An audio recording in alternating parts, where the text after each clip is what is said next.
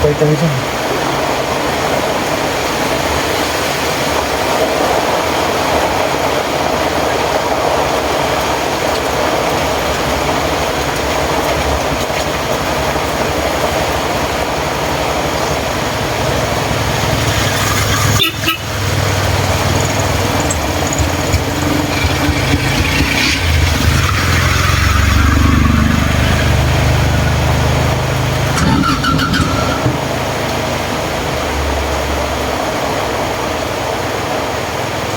Patay tayo dyan.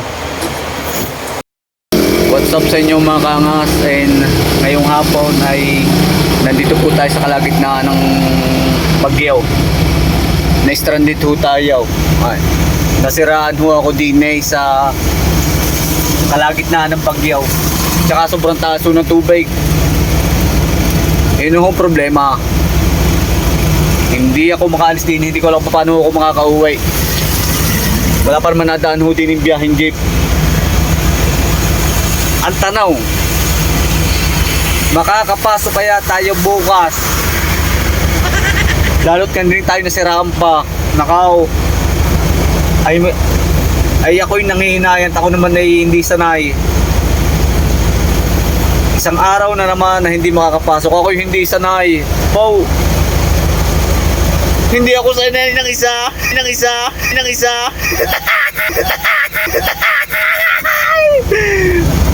Kaya abangan, nakaw, ang lakas ng ulan, no? Stranded ako nasiraan din ay.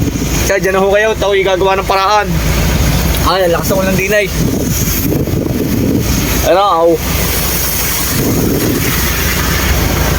inabot ako ng matinding ulan. Better luck next time. Bahala na bukas.